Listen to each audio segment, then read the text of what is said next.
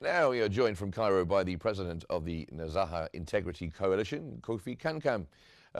Welcome to Q News. Thank you very much for being here with us.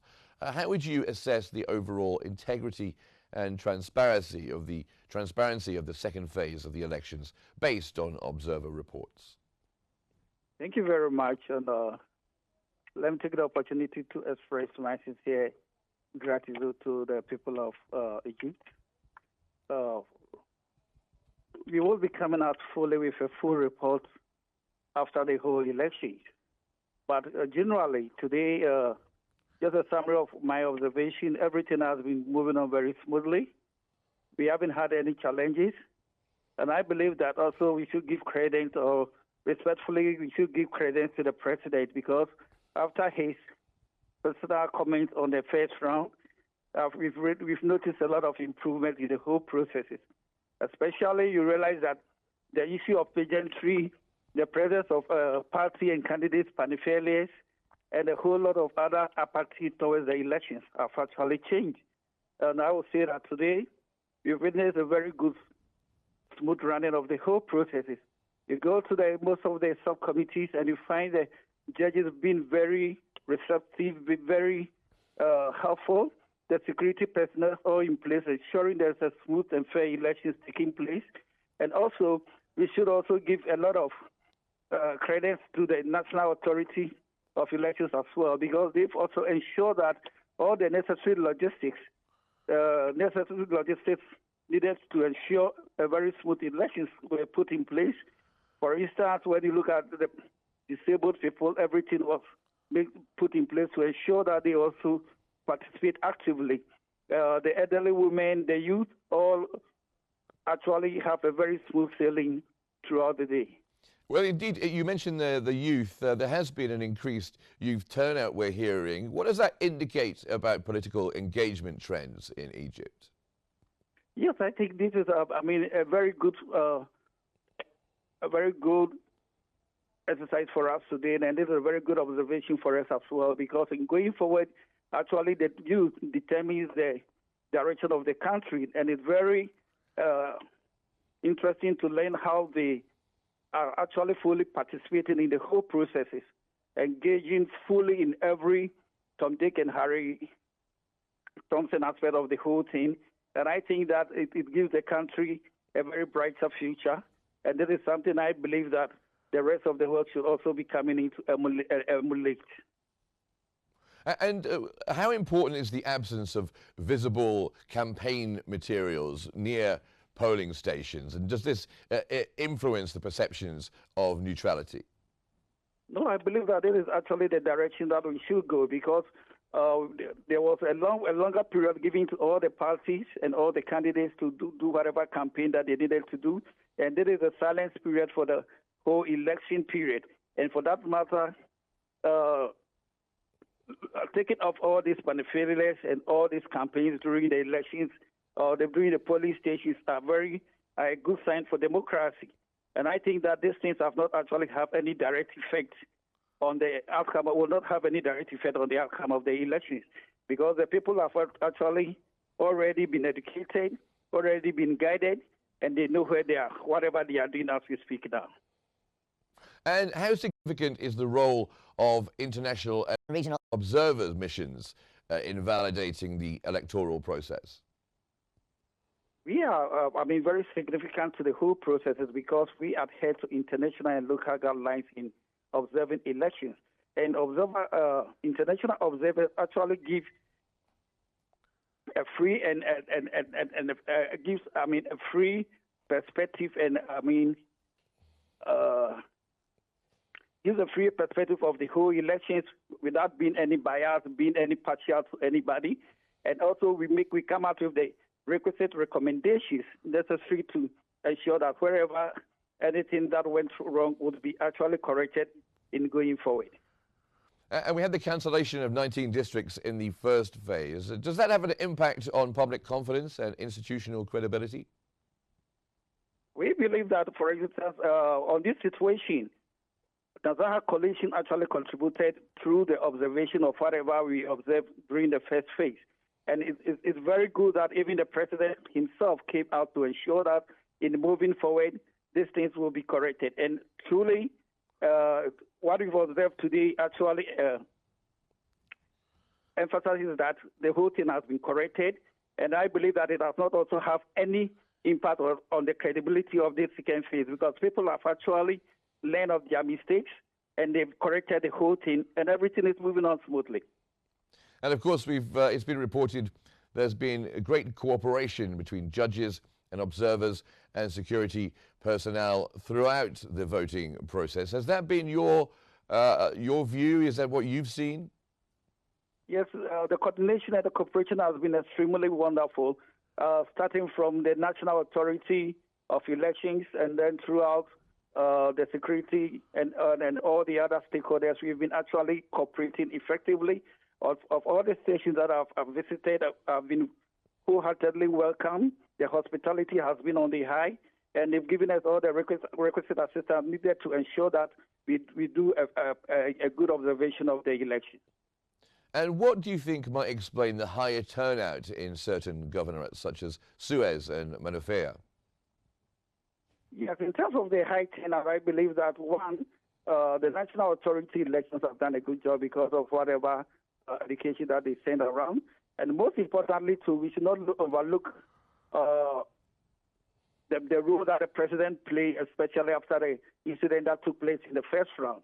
And people have also come to understand that the country belongs to them, and then they should not sit down. They will not sit down for people to make any decisions for them.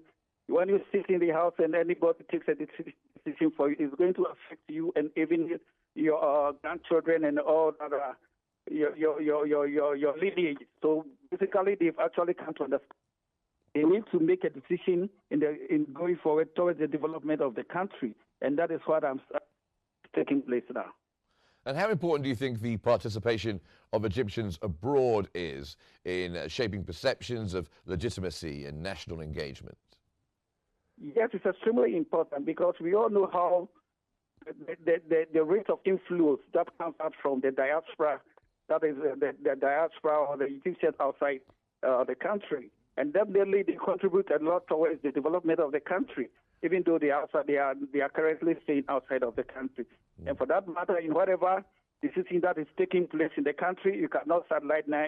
You need to give them the opportunity to also make up their decisions, because at the end of the day, they will also be returning back to the country, and whether it's good or bad, they will also is going to affect their development as well. And have you seen any structural improvements in election management compared with previous electoral cycles?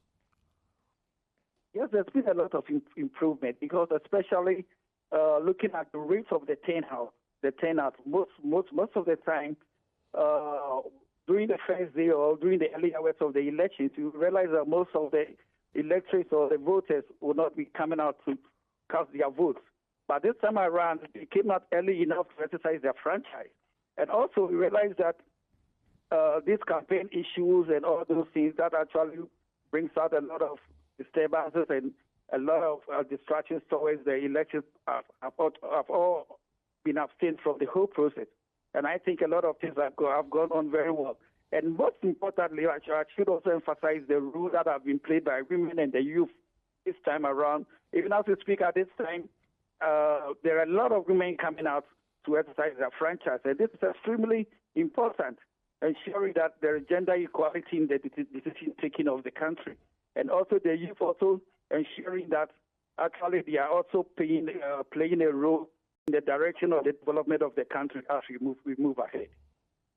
And what challenges do these observations highlight regarding accessibility, for instance, for people with disabilities or vulnerable groups?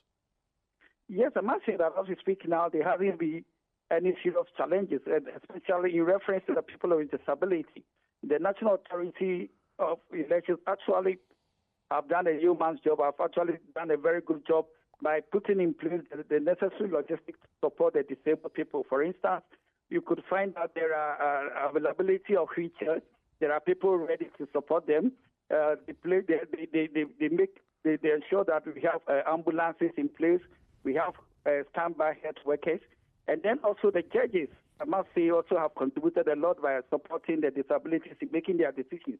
Because most of the subcommittees that I visited, I found out the judges giving them the requisite support that they need to ensure that they also contribute towards the decision-making process of the country. And how might demographic diversity, of course, young voters, female voters, and also older voters as well, how might that diversity of voter shape the political landscape of the next parliament?